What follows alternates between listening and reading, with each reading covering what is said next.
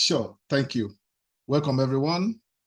Today is another edition of our cybersecurity mentoring group where we share, we learn, we connect.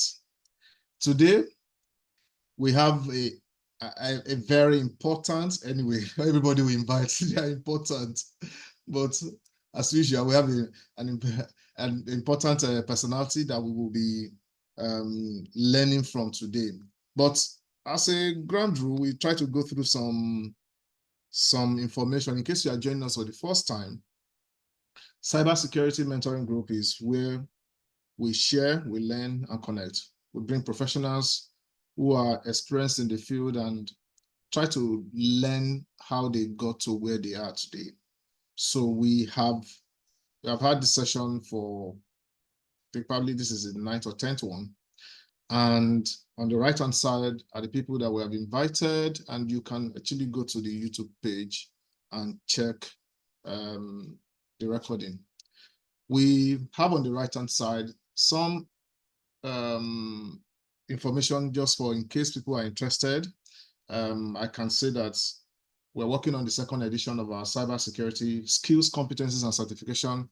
It was a publication where we listed top jobs and qualifications or requirements that are necessary to be able to fulfill the employment for that role. And we did it for between January and August 2023, looking at jobs vacancies in Nigeria, in Canada, in US, and in UK. And we are currently working on the second edition. There are people that have volunteered, and we are compiling the jobs right now. We are not taking any more volunteers, so because we are actually closing it by next week and start the analysis. And hopefully by November or so, we will publish the second edition. It helps you to know the jobs that are sought after. It helps you also to know the certifications and also the security tools that you should be looking for, and some other requirements that are necessary in some of these countries. Now, last week we had, or not last week, last edition we had Ikechukwu is my friend, and we had a lengthy conversation around balancing cybersecurity with business needs. Now, there's something I didn't mention here is that we're looking for people who will volunteer as cyber scribes. Cyber scribes are people who will listen and document things that they feel that are summary of the conversation that we had. And thankfully, last edition we had Mercy, thank you for a wonderful job. I would have gone through it, but because of time, I can't go through what Mercy documented. But what we normally do is we share a summary of the documentation on YouTube with the link, when we upload the video, and also on LinkedIn. So I shared a summary of what Mercy was able to put together. And in a nutshell, one of the things I could pick from Ikechukwu's balancing cybersecurity with business needs is that cybersecurity professionals need to be able to communicate the needs of the organization cyber-wise. They need to be business-minded, and they need to understand the organization. They need to learn how to communicate in writing reports, and also they need to be people that the organization can trust, right? That as a cybersecurity person, people need to be able to come to you and share, or when they hear things from you, it's something they can trust. Therefore, it means even in our personal lives as a cybersecurity professional, we need to let our word be our word. You know the CIA, confidentiality, integrity, and availability. If you can apply it to your life as do you hold things in confidence? Can you be trusted? Integrity, and are you available for people to engage? And it said that as cybersecurity manager, you need to be adaptable, right? You need to know that the world is changing, and therefore you need to change. There are a lot of people don't want to change. They understand something, and that's what they want to go with. That as cybersecurity manager, the currency for the field is skills. You know, you have to be very adaptable to pick things that are going on. That's a summary. You can watch the video and you'll be able to pick a lot of things. Today, I'll just go straight ahead. I won't go through a lot of the protocols that I used to go through, but if you are here, I believe you saw the link and you register and you also follow us on LinkedIn. The other thing I forgot to mention is that we have a LinkedIn group. Now, it is not just a LinkedIn group, it is a LinkedIn group for cybersecurity professionals, Nigerians, and Africans, wherever you are in the world. What we are trying to do is to create a community where we can learn from one another, right? And people who are not Nigerians can learn from Nigerians, and Nigerians can learn from them. Nigerians that are not in Nigeria, we can also learn from them. That's why the group is created. And we have so far, I think the last time I checked, we've been able to, we have had about, I think, 140, yeah, yes, now 142 people have joined. I just admitted the 43rd members, right? 43rd members. So I would encourage you, please join. Not only join, please comment, because they need to see us as active. So share resources and comment, when you see a resource that you like, to say, oh, thank you for sharing.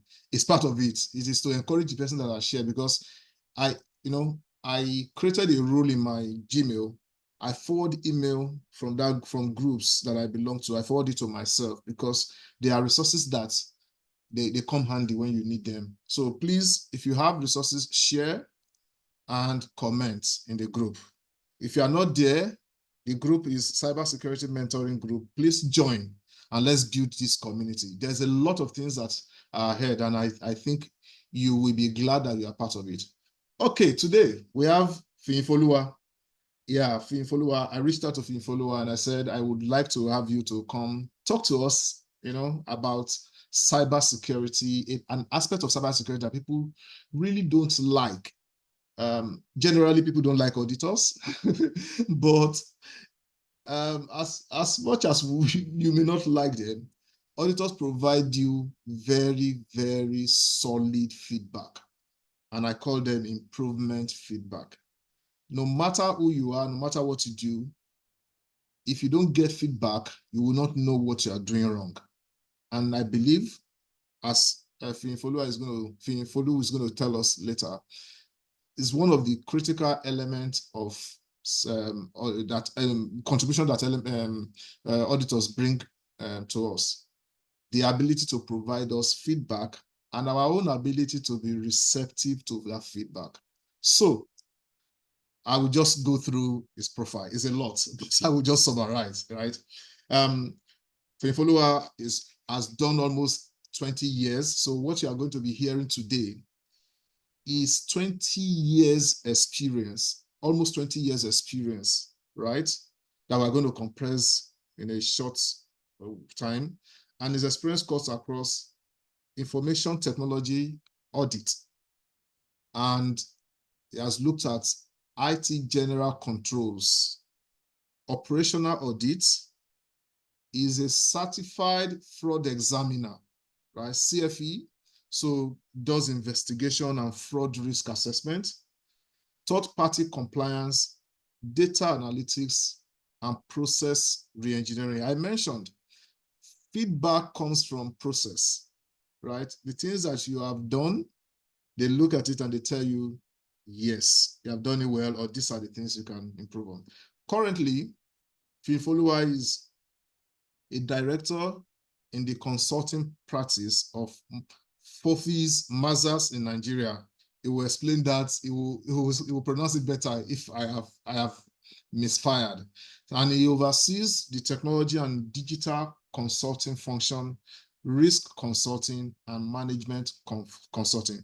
FIYINFOLU supervises cybersecurity reviews, business intelligence review, internal audit services, vulnerability assessment and penetration testing, general IT controls review, risk assessment, quality assurance, AML, anti-money laundering, reviews, and forensic investigation. I think that is enough. FIYINFOLU, welcome. We're happy to have you. Good evening.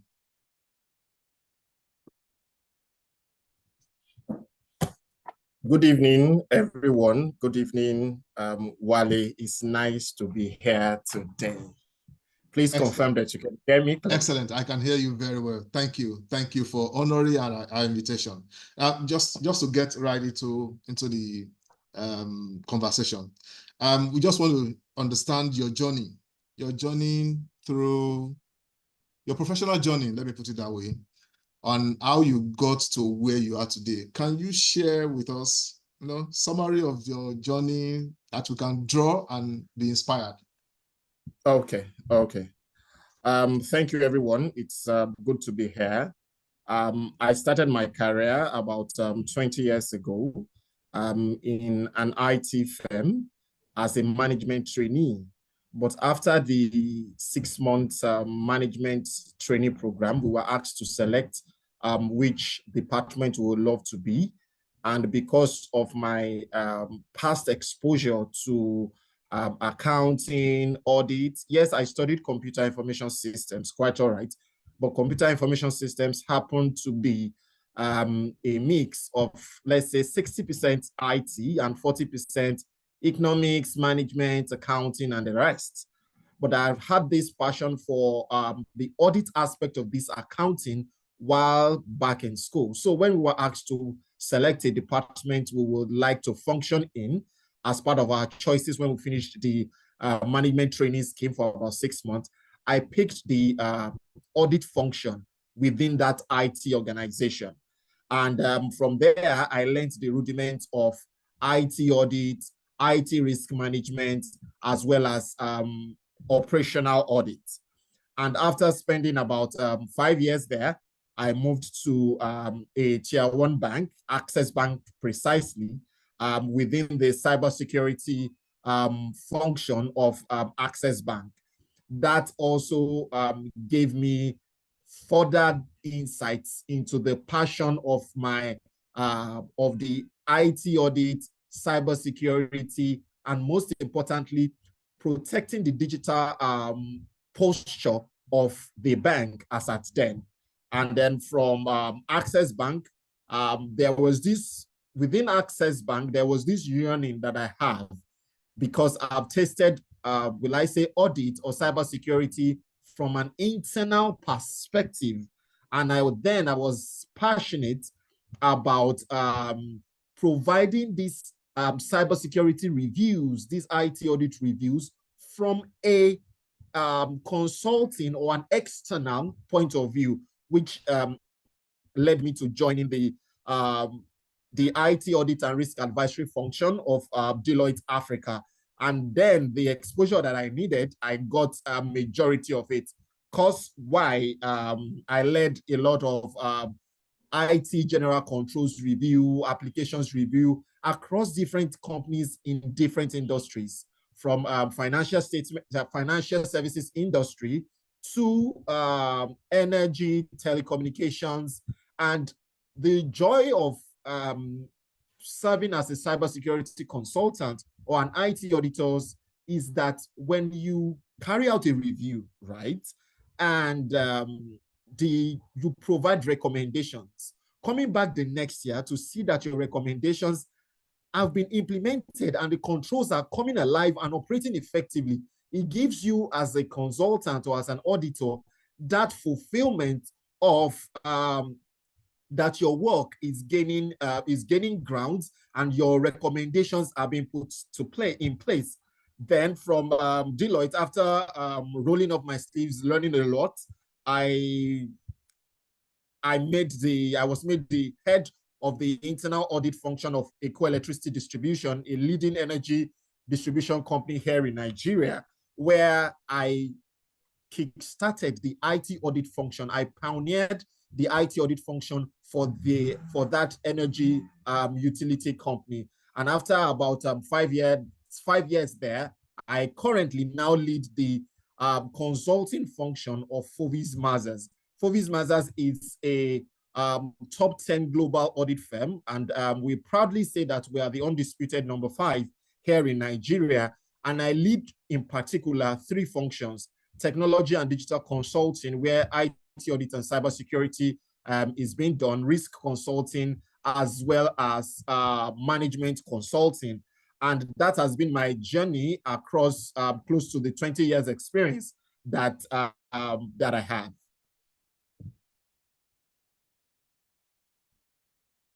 Good. All right. Thanks, Fiyin. This is rich. I try to catch up with the progress, and I think this is quality experience over the years, and this is also quality experience in what I would call the critical sector of the economy. So you have done banking, you have done electricity, which is power generation. You have also done consulting, and I think there's no other place you can find controls in their highest form than in this place. Thank you for sharing part of your journey. The second question I want to ask was supposed to be something around why cybersecurity. So your background, as you said. So again, I was looking at your profile. You studied computer science, right? But on your profile, yes, I'm seeing that you are a chartered accountant. No, please, I need to understand that's what happened. So you read computer science, and you have an MBA, then you decide to be a chartered accountant. I can understand C-Risk, CFE, CISA, but what? So please, what is it about ACA? What brought about ACA in that journey? Okay, thank you very much, Wale. Just to state clearly, I studied computer information systems. Okay. So computer information systems is actually a mix of, let's say, the entire 4-year curriculum is 60% IT and 40%, well, I say management. And in that management, we have a composition of accounting, economics, management accounting, cost accounting, auditing in that 40% across the 4 years. But while I was in 100 level, yes, I was a science student when I was in secondary school. And even as a requirement, computer information systems was under the computer science and maths department of my university then. So in 100 level, we were taught fundamentals of accounting. And there was a lady that taught us fundamental accounting. She happened to be a chartered accountant, but had a computer science degree. And she encouraged us that irrespective of whether we had science background, that it's all about our attitude to the accounting courses. And I developed some form of interest in accounting, the auditing, as well as the economics when we started. And I realized that with a little reading, I could get an A in an accounting course. While with all the struggles with the programming, with all the physics, with all the mathematics, I still ended up getting a B. And everything happens to be a 3-unit course. So from there, I started ATS in 100 level as well. I combined it with my academics. That is accounting technician scheme. Is like the certificate is AAT, associate technician scheme, which also it's under ICANN. So I started there. I wrote ATS 1, 2, and 3. Now it's good to easily say I wrote ATS 1, 2, and 3, but I know the number of times I failed some stages within these exams. So it's not as if it dropped. It dropped on me as I was writing and I was passing the exams. Oh, no. And from there, I think by 400 level, I had already passed my ATS 3. So that qualified me to start the professional ICANN exams. And while we were doing ATS 1 to 3, I already knew that it is the audit aspect of even this accounting, this ICANN that I want to focus on. And right from there, I understand that there's an audit of the IT that I am doing. that was where the passion started. And luckily for me, when I entered Champs PLC as a management trainee, I had a unit head in the internal audit department that was from the Big Four. And she understood that irrespective of your degree, as far as you're passionate about learning audit, she was ready to invest in me learning from scratch. And that was where my passion met the opportunity of learning the practical rudiments of IT audit, IT risk in an IT environment. So I could bring in my my technology, I could put on my technology cap while also auditing that environment, ensuring that the confidentiality, integrity, and availability of the IT assets within my firm as I then was operating effectively. So that was how I veered from, I got my passion of auditing. And that was why, since I started ICANN, even though the professional journey was a little worse than the 8 years, because it was a practical shift from, oh, you are doing IT, but now you have to do a lot of subject matters, expert subjects in ICANN, which was far different from the regular day-to-day IT or general audit I was doing. Yes, it was a journey of commitment and resilience, because yes, I must say it categorically, some diets I had double star, I had single star, and for accountants who may listen to this and who had a journey in ICANN, they understand what that is. But at every time I failed, I tried again till I finally qualified to being a chartered accountant. Thank you. Thank you so much. At least I know this part because I was thinking about it.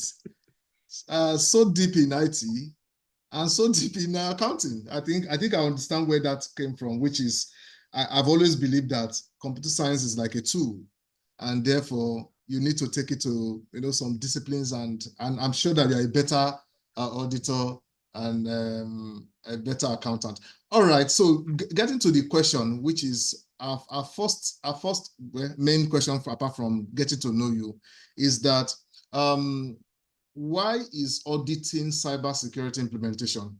Why is it important to organizations? And why is it important to professionals, cybersecurity professionals? All right. Thank you very much, Wale. Cybersecurity implementation and practices. Why is auditing of those cybersecurity implementation and practices, why is it important? Every organization has a comprehensive inventory of IT assets.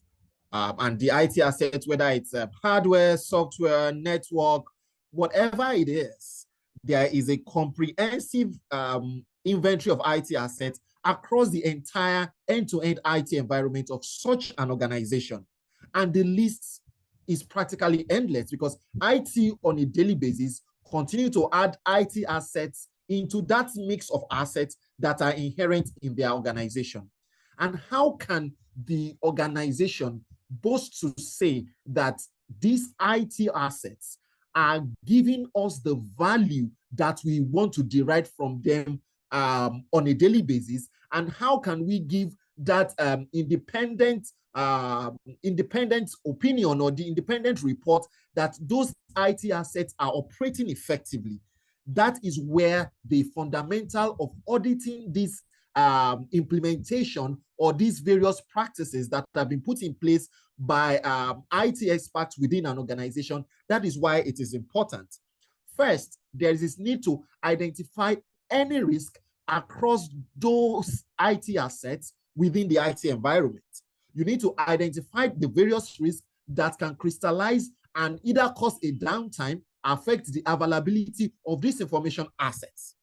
Then if you look at it again from the point of regulatory compliance and also benchmarking with best practices and standards.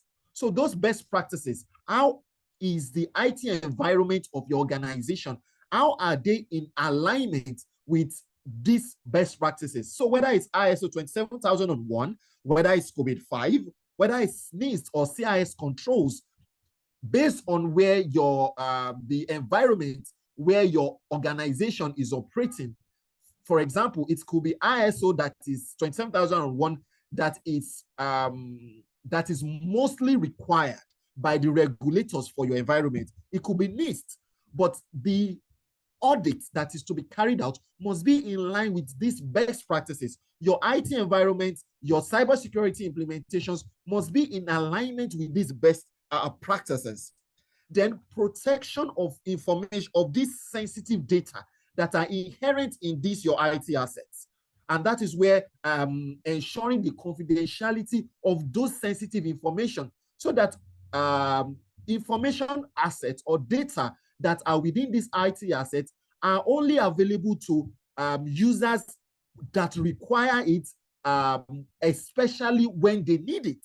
So the data is available on a need to have or a need to use basis. That is when the access rights to this data is available. And that is why protection of this sensitive data on these various IT assets are very important. Then for every organization, so whether you are providing a service or it's a product you are offering to your clients, IT remains the backbone of your business. And that is where accountability and building trust with your various stakeholders come into place.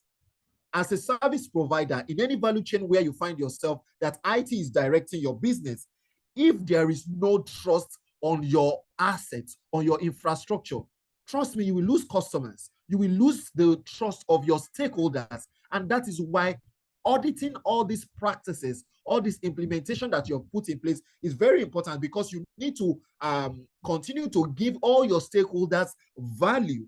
And then you need to consistently also improve the cybersecurity posture. These are very, very important. And so whether the reason why you want to do your audit is board-driven. Board-driven is in the sense that, is a requirement of the board, whether from the IT audit plan or from the audit charter that it's being run within the organization, and the fact that, periodic reports need to be provided to the board, and they need to know the state of the confidentiality, integrity, and availability of the IT asset, or you are looking at it from the regulatory standpoint, that you don't want to fall prey of any of your regulators. So whether it's the CBN in your, whether it's the central bank, especially for financial services, or it's even other stakeholders that are regulators, there is need to always audit periodically your entire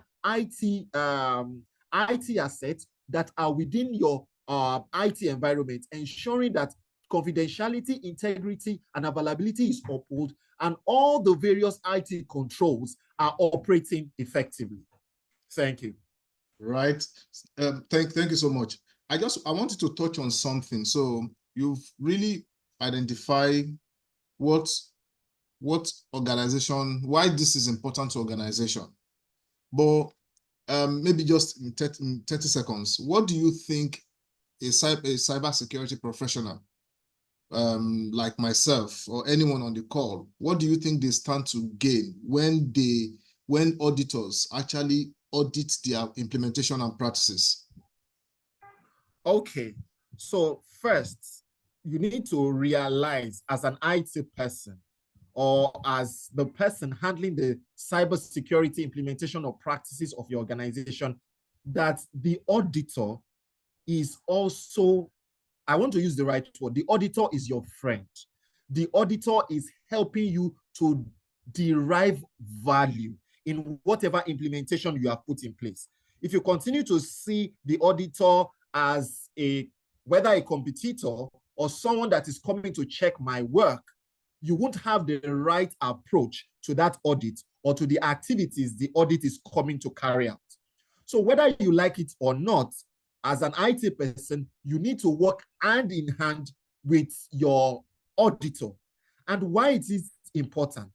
There may be things that you may have overlooked or things that you have not done appropriately. So for example, in my years of experience, there are specific exceptions that practically in a lot of organizations, these exceptions continue to recur.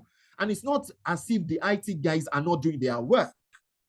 They have their checklists, they have their schedules, they do their backups, they do a whole lot of these things.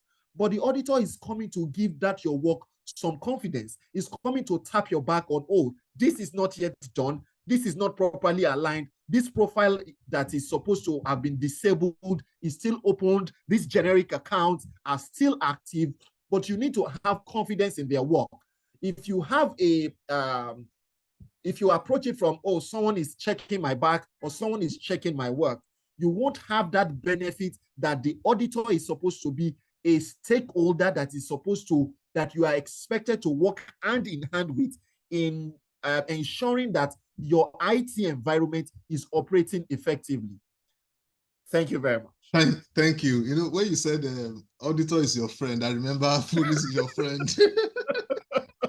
Yeah, but I'm so practically an example I can remember now, as you were just talking about, it was that an auditor actually helped me to substantiate some maturity of risk management process that I put in place. So we invited auditor, it was even Deloitte. They looked at our system and they said, based on what we have seen, your maturity is XY, right? And they left.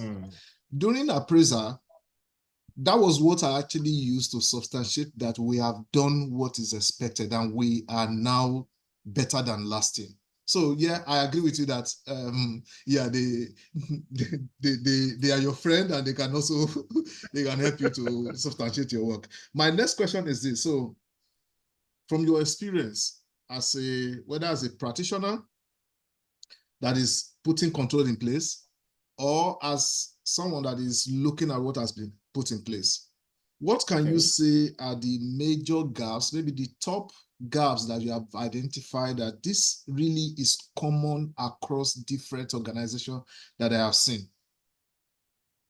Okay, when it comes to reviews of the cybersecurity implementation or even IT assets that are inherent in an organization, few of these exceptions are the ones that we'll see that reoccur back to back. The very first one is weak access control and weak identity management.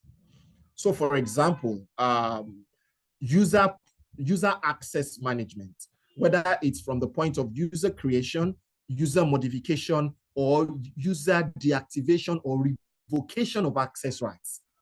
We realize that, yes, there could be documented processes, but the processes are not followed appropriately, right?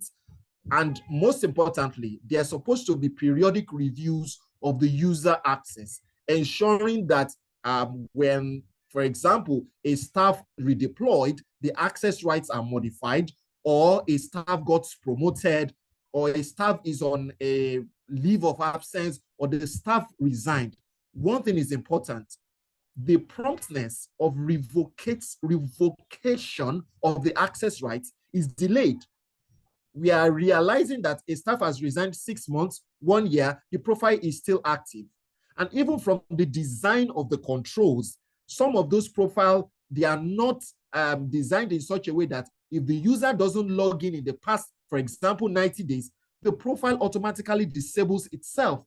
So whether it's from weak passwords to the authentication processes that are put in place, we realize that a lot of these gaps are being identified. And we even realize that a lot of users, by the time you interact with them, carry out walkthroughs, you realize that some of them even share passwords, not on generic accounts now, even on personalized accounts.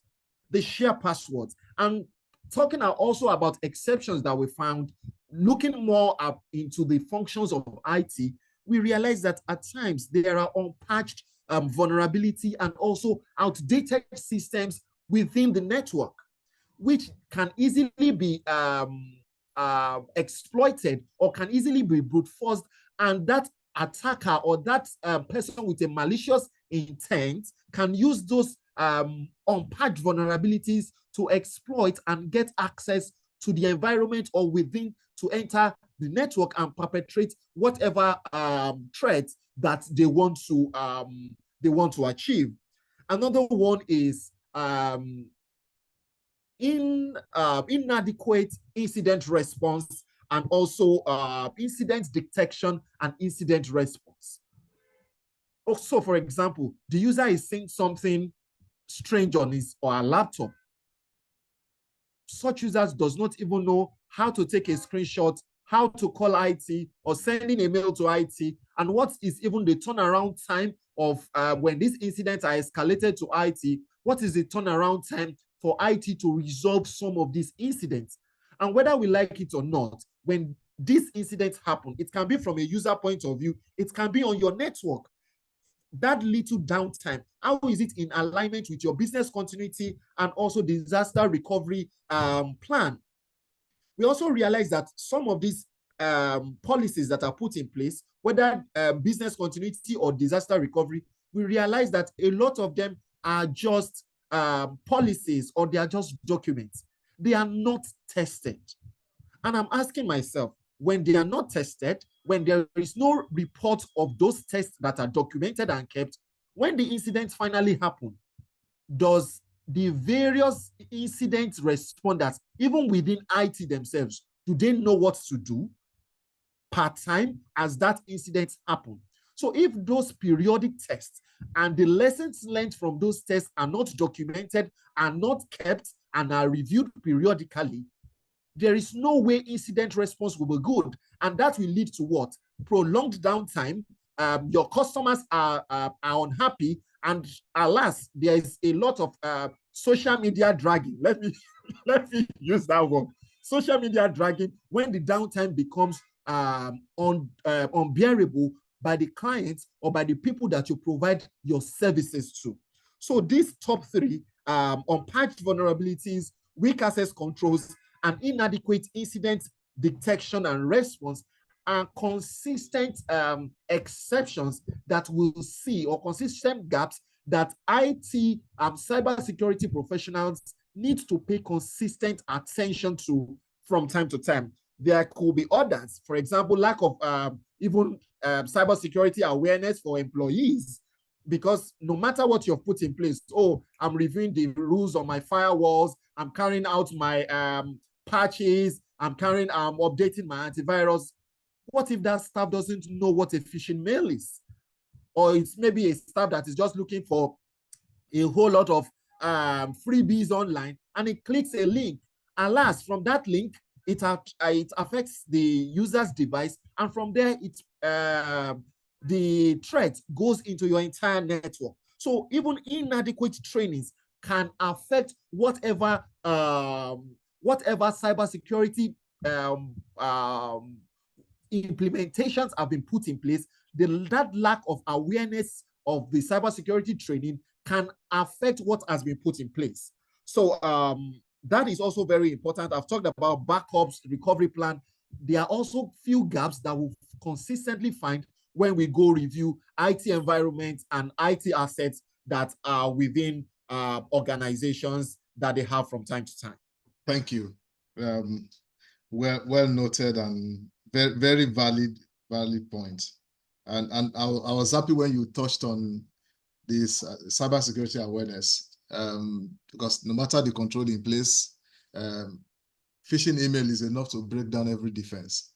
Yeah. The next, so from what we have said, the intention of auditor, we know the intention is actually good, right?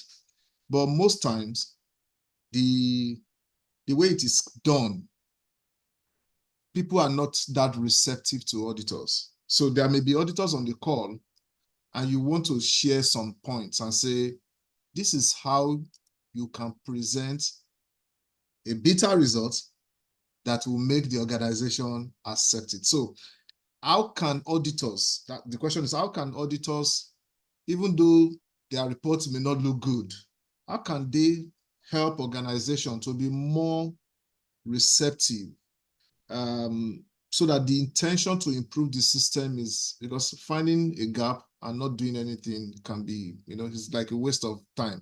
What do you think auditors can do to be able to pass their message home very well? Okay, so I'll start with what is fundamentals. Whether you are an IT auditor or a process auditor, you need to understand your business objective. You need to understand the business of your organization fundamentally. So whatever you don't even understand properly, you cannot audit.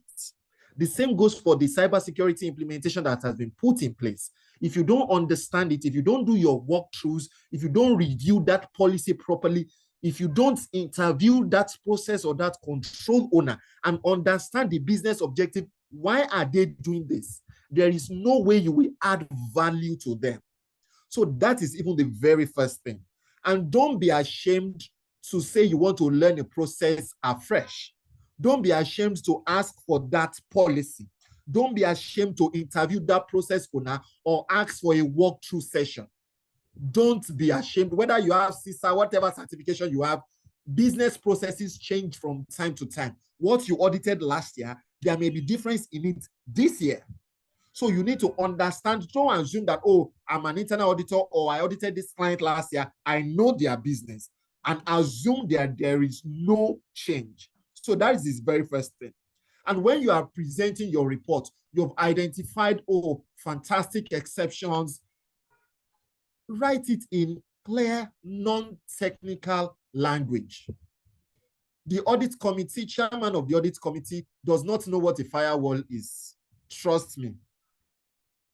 The chairman of the board does not know what ISP or what IPS, IDS, intrusion detection, intrusion prevention. They don't know what all these things are.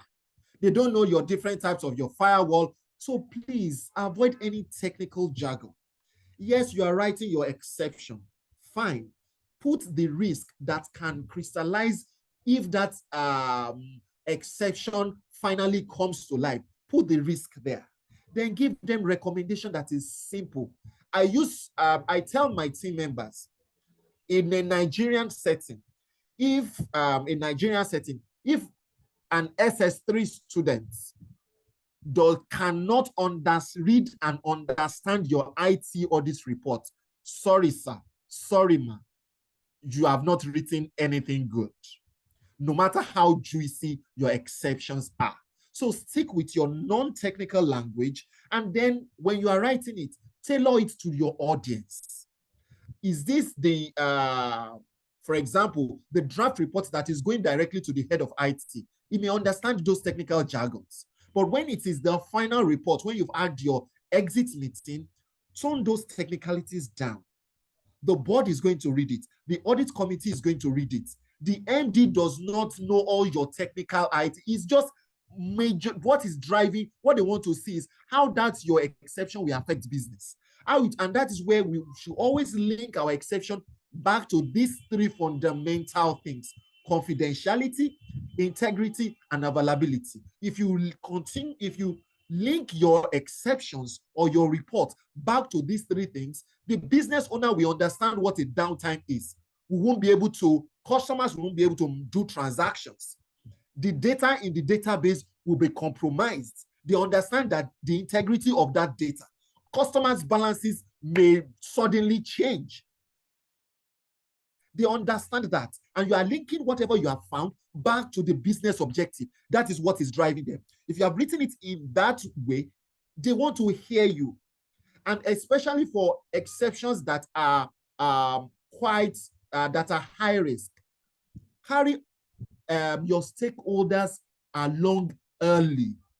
So whether it's something that requires budget, requires them to buy an appliance, or something that requires budget, carry them along quite early, even your IT head. And that is why we always insist on your exit meeting. You cannot send out a report to the board without your IT or without your process owner understanding what you have documented. And on your when the report finally gets to the board, that is when your process owner or the IT head is just seeing your report. Sorry, that is a great goof. And you can also put what's it called, visualizations in your report. The use of charts, graphs to depict some of these things. these board members don't have time to read a whole lot of details. But if you have them in graphs, in charts of different colors, they quickly understand it than you saying, oh, 155 systems are active, 700, and just put them in graphs, put them in charts. It drives home your reports, the lessons from your report. It drives it home easily, and they can understand it better. So knowing the business, one, using clear non-technical languages, and then tailoring your report to the understanding of the readers, we ensure that, yes, you've written your report and they understand it, and it will be easy for them to implement. And they will, even the process owner, we have the backing of the board members or the ND, as the case may be, to quickly implement these exceptions that and give adequate support, especially when there is need for financial commitments, especially budget to implement some of the recommendations that you have put in place. Thank you. Thank you. Thank you so much. Man, there's so much to cover and our time is so short. So I basically have about, let me see, I think I have about, is it up to 11 minutes, and I have 3 more questions. Anyway, let's see if we can take the 3 questions, because there's some part that I wanted to speak to around development, aspiring auditors. So we have 3 questions, have 10 minutes. Let's see how we can do it, and also maybe room for question with the audience. Now, my next question is around, you have audited and you have presented reports, and thankfully they said, come back next year. And you went back, and then the things that you said and the commitment you got last year, nothing was done. How does that make you feel? And what do you think auditors who have experienced this repeatedly can do? Okay, yes. If you, for example, you're an IT auditor, you reviewed an environment last year, and you get there this year, and the very first thing we encourage you to do is to start with the remediation of last year's exceptions. And you discover that all your exceptions, or at least over 75% of your exceptions, are still open. None is closed. Let's say 75% is not yet closed. They are not even in progress. They are open, and they are not exceptions that require, for example, budget for them to be implemented. The very first thing is you need to understand what is the root cause of this delay, or what is the root cause of the resistance. And you will need to engage stakeholders, initiate conversations with the various responsible teams. Then when you start with that, then assess resource availability. So it may be last year, there were 3 or 4 persons within that subunit in IT, but the Japa syndrome have affected everyone, and there's practically just 1 person remaining, right? Then you need to clarify, was there any misunderstanding in our report last year? So when you gain that understanding of what is the root cause of this delay, now staffs are no longer there. For example, there is also, let's say, a ban on recruitment, for example.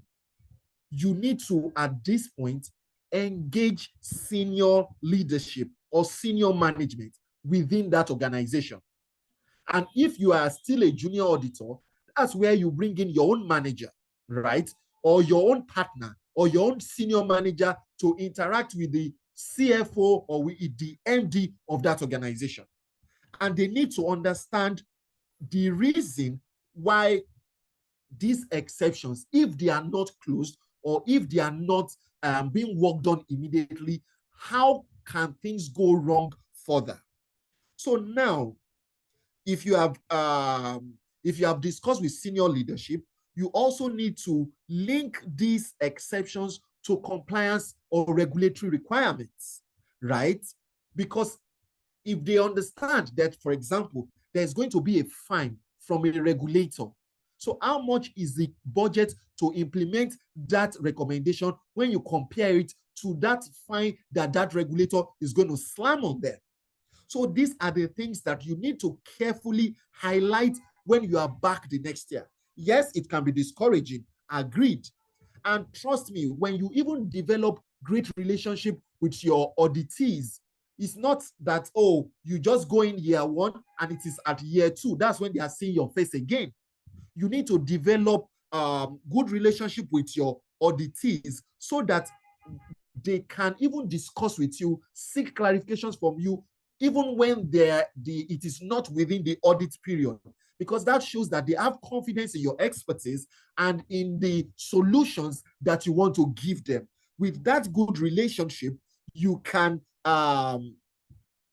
easily track progress and also follow up from time to time. So whether you like it or not, there are hard cases in which those exceptions are still there.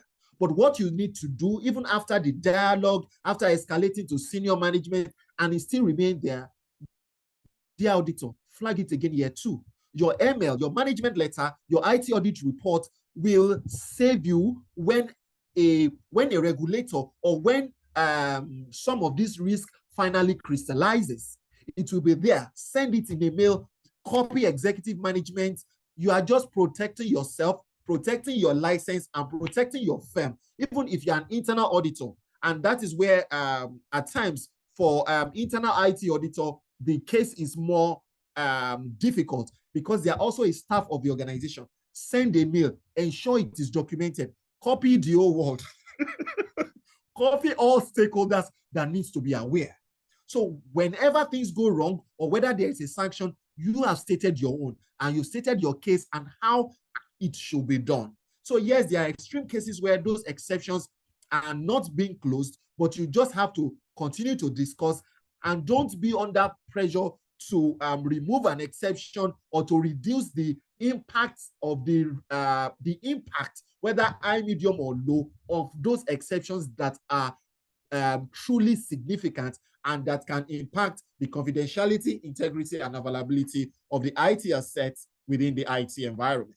Thank you so much. I will combine the last two questions as one, so you can take them as one, maybe in 2 minutes, so that we can get, I want to see if I can get questions. So, okay, let me just mention now. If you have questions, please put them in the chat room.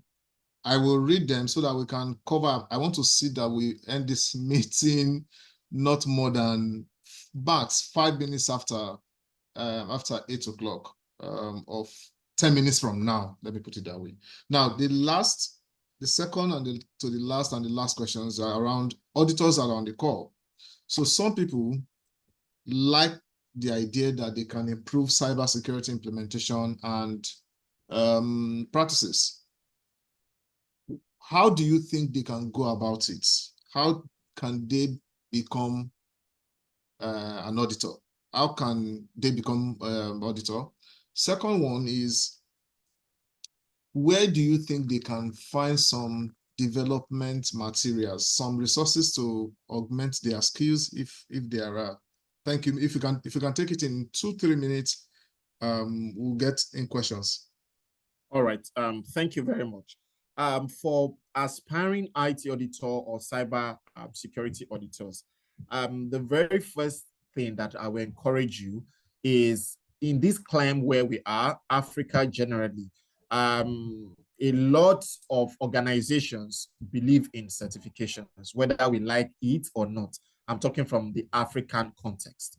So I will advise, in as much as you are trying to gain the practical knowledge, agreed, it is also good to have some certifications to serve as icing on your cake. And yes, some of these certifications could be in USD, but I will advise to always start with the ISC2 Certified in Cybersecurity. I will advise that you start with that, or start with the ISO 27001 lead auditor or lead implementer certification. At least at the moment within Africa, as well as far as I'm aware, the exam certified in cybersecurity at the moment is free, and you can get resources online to quickly take the course. And why am I why do I advise certified in cybersecurity? A lot of people jump on other more technical exams like CISA or CRISC at first, and they end up failing it. But what CC does for you, certified in cybersecurity, what it does for you is give you fundamental knowledge of general controls within IT environments. And it also serves as a major building block that you can use that knowledge to build as you prepare for maybe a CISA, a CSM, a CRISC, or any other exams. So I will advise that to start with, it is free. Just go to the ISC2 website, click on the certified in cybersecurity, create a profile for yourself, jump on the module, continue to read, and continue to read all the materials that are there online and the questions. It's a good one to start your professional certification knowledge. Then moving away from that, where can you as aspiring IT auditors or cybersecurity specialists, where can you get resources? First things first, I would say special thanks to Wale for this cybersecurity mentoring group. I will advise that you join this group on LinkedIn for a start. A lot of resources are being shared there on a daily basis. Resources that I won't use the word can even overwhelm you, but if you take it one day at a time, join this cybersecurity mentoring group, you will get guidance. Even on the group, ask questions. As resources are being shared, jump on those resources, read those resources, and get yourself knowledgeable. And you cannot, we can't overemphasize the being in communities like this, whether it's the ISACA community within your various locations, at least in Nigeria. We know that the ISACA communities are quite strong, whether it's the Lagos chapter or the Abuja chapter. They are quite strong even in guiding fresh people that want to jump into cybersecurity or that wants to become IT audit. But for example, even on LinkedIn, there are a lot of groups that can also help you. And even for ladies, I will also recommend CyberSafe Foundation, or even CyBlack or Cyber Girls. Those are different communities online on LinkedIn that you can join and improve your knowledge in those communities. Ask questions. And some of us, when we are in those communities, we don't even talk, we don't even engage. It is very important for you to come out of your shell, engage people. There are subject matter experts with a lot of years experience there that are willing to help, that are willing to share their knowledge, if only you join. I encourage that you start by taking that step today. At least start with joining the cybersecurity mentoring group on LinkedIn. Thank you. Thanks. Wow, this is there's no rest at all, but thank you so much. My notes is full here. Yeah, so I have some questions. Someone is asking, how can someone join ISACA community? That's someone a question. The other one is, I don't know how to answer it, but I will read it. How about cyber opportunity for male? Most are focused on female. Okay. Okay, let me pick the question one after the other. All right. I belong to the ISACA Lagos and the ISACA Abuja communities. So you can send me a DM on LinkedIn with your number. And there's this IT advisory group, IT technology and advisory group. It's also a WhatsApp group that if you're passionate, truly, I am a stakeholder in some of these groups, and you can be added to those various groups, but you can send me a direct message on LinkedIn, yes, to be added to the ISACA Lagos WhatsApp group, as well as the technology advisory WhatsApp group, where a lot of subject matter experts are there And on a monthly basis, they even have knowledge sharing sessions that you can gain immensely from. Thank you so much. Thank you for that opportunity. The second question, so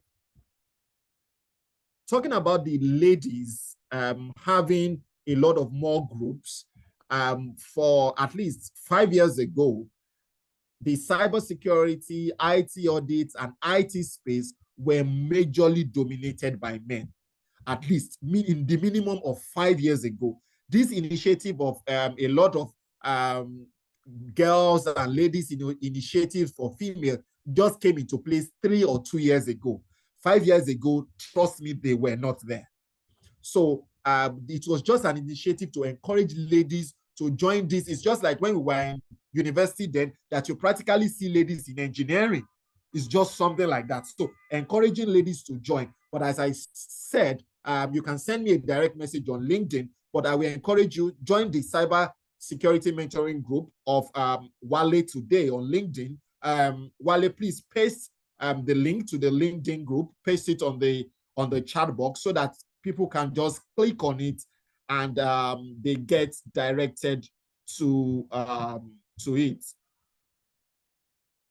Thank you so much for being an ambassador. I would do that now. I think first I need to thank you so much for taking the time and also going passionately on the topics. I think the points are very clear and well made. And I don't have any question again in the chat. I believe if anyone has a question, you can ask.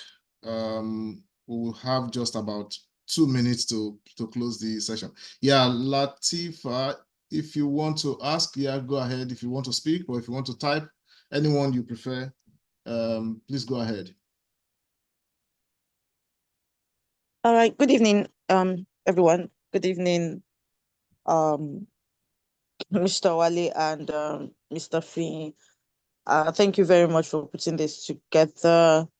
My question goes as this. Okay, having had experience in IT management and operations, and I want to transit into IT audits.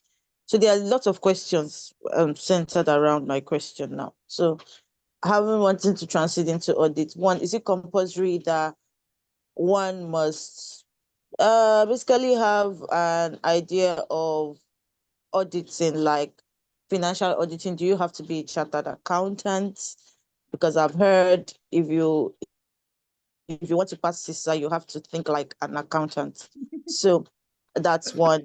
Secondly, yes. So the second thing is, being that I'm in IT operations and I actually work in a professional servicing firm that does audit, tax and all, trying to see if can I start IT audits by doing internal IT audits.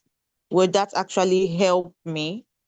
Or do I have to move out from, do I have to now do it under an IT audit establishment? Can I start with in-house with the resources I have, doing the IT audit internally where I am? And are you willing to guide me? Thank you. All right, thank you very much. Latifa, guess the good news. When IT professionals cross into IT audit, trust me, they make better IT auditors. Why? They understand IT end to end before they move into the into auditing of the IT. So in most cases, we see that a lot of accountants are the ones, or auditors are the ones that end up doing IT audits. But trust me, the fundamental knowledge of IT, they don't have it. But it's a icing on your cake. That IT manager, that head of IT, when you become a well-experienced IT auditor, that IT guy cannot hide from you because you already know the intricacies of an IT. You are just removing your IT operations cap and you're wearing that of an auditor.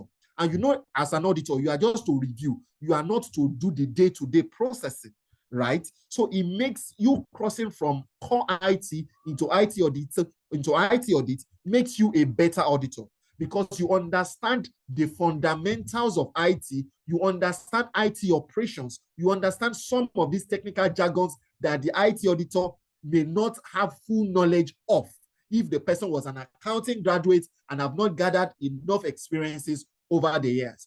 I would say start from where you are, right?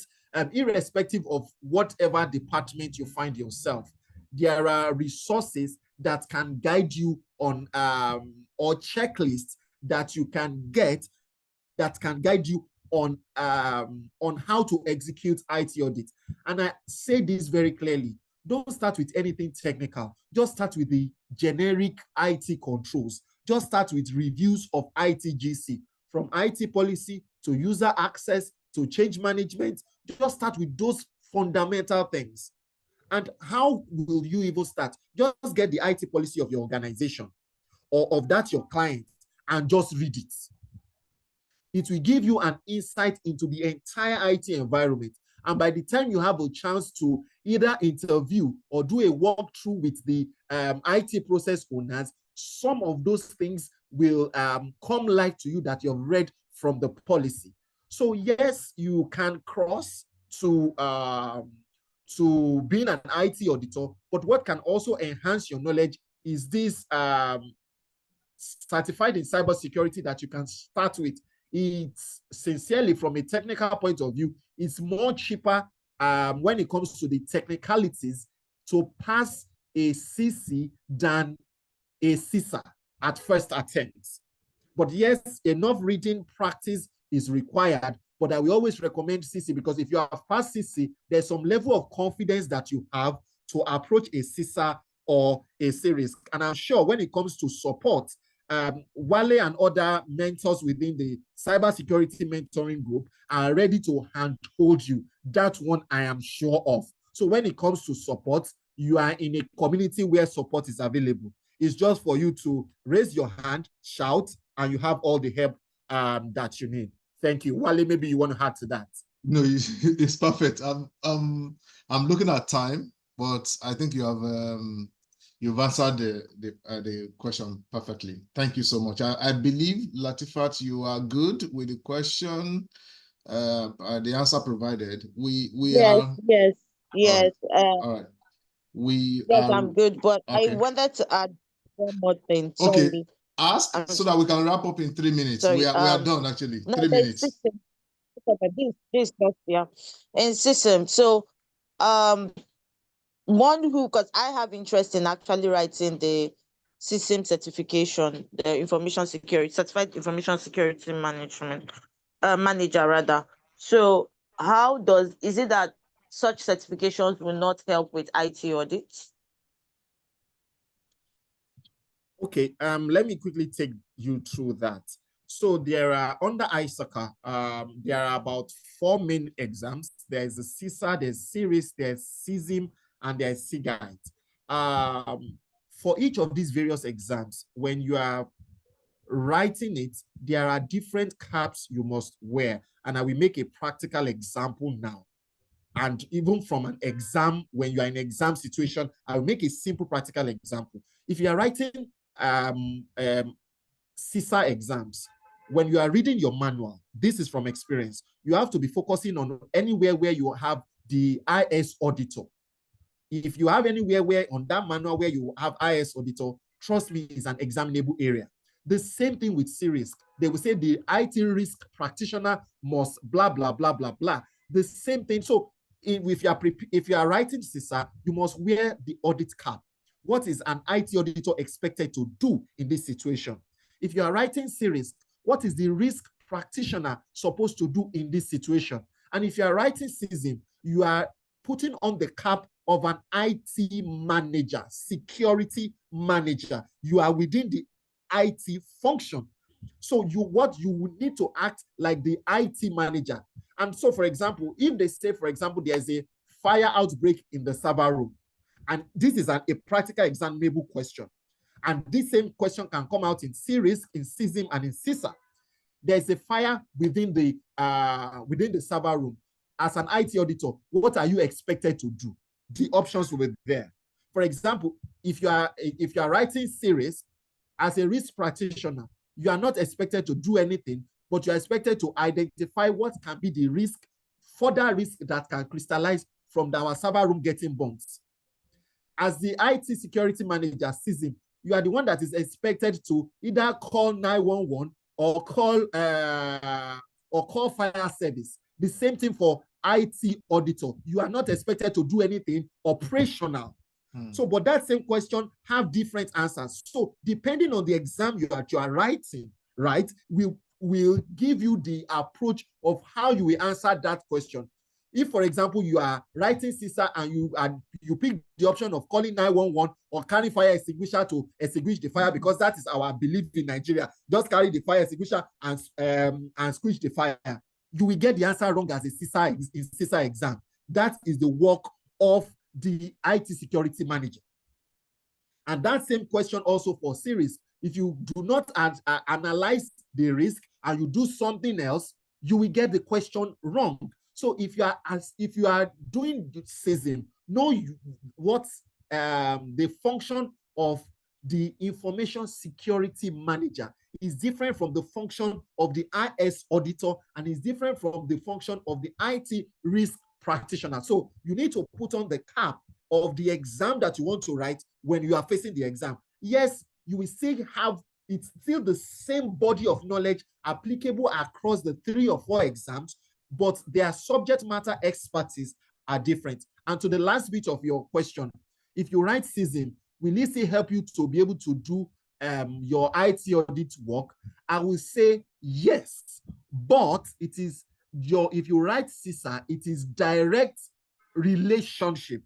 Your CSM may give you maybe an inverse relationship, but if you write CISA and it is IT audit you want to do, you have a direct relationship. CSM will just teach you a lot of things that the IS manager will do, but mind you, you want to cross to the audit part of IT. So I will advise that it is the CISA exam you should consider. And when you are preparing for the CISA exams, you must wear the cap of an auditor, not the IT guy. Thank you very much. Thank you so much. We are done, and we can't take any other question, but you can connect with FIYINFOLU on LinkedIn, and I'm sure you will spend some time to wait and provide any guidance you require. Thank you for joining for today. Our next edition will be either October 19 or 26, and it's going to be a very different one. The people in the community, we need to hear from them, and we need to give them a voice. I will be sharing in the WhatsApp group what I plan for us to do with the October edition. November, we already have our speaker, but I don't want to press forward for the speaker for October, because I wanted for us to learn from one another. I'll be sharing more on that. Please stay connected. Like I said, our WhatsApp group need to be, no, not WhatsApp group. Our LinkedIn group need to be active. We need people to comment. We need people to share, so retweeting, no, not retweeting, maybe reposting is good, but it's not as good as commenting in WhatsApp, because we need that group to be marked as active. We have done so well in the last 4 days that I registered the group. We've gotten about 140 something people as members. We need that group to be active so that we can get an active badge. Share resources, comment on resources, start conversation. You are writing an exam, please share so that people that maybe want to write or, take the position of a leader. When you position yourself as a leader, you are likely to put yourself under pressure, but it's a good pressure, right? I can't tell you the pressure that I have to organize all of this activity. right? But I'm learning and I'm growing, and I need you also to do this. Don't just sit down and say, I just want to observe. That's not the way to learn. And I encourage you to be active in the community. We have fantastic people lined up. We have interesting content to share. If you are starting your journey in cybersecurity, trust me, you will have a lot. I shared the video this morning, I think. You can listen to that video on the cybersecurity pathway. There are more of that. I will try to bring as many standards as possible so that when you settle in and take step by step, you will be better prepared to take up any cybersecurity role. I will see you again on the 19th or on the 26th. I will start that process up in the WhatsApp group before we go online, but it is going to be people in the group that have something to share, that are in cybersecurity, have maybe transitioned or starting a career. I want to have that conversation so that they can challenge and encourage other people that are still delaying their baptism of cybersecurity role. So I wish you guys all the best. Remember, it is a process, right? It is a process in a journey to becoming better cybersecurity manager. Don't put yourself under unnecessary pressure. Just make sure that you are learning. There's a lot to learn in cybersecurity. Make sure that you are learning and improve as you go. Again, engage. I'm available. Fiyin is available, and other people in the WhatsApp group is not for conversation. It's the online. They are available for you to engage and interact and ask questions. And trust me, you will get answers to your questions. I wish you all the best, and I'll see you again next time. Thank you.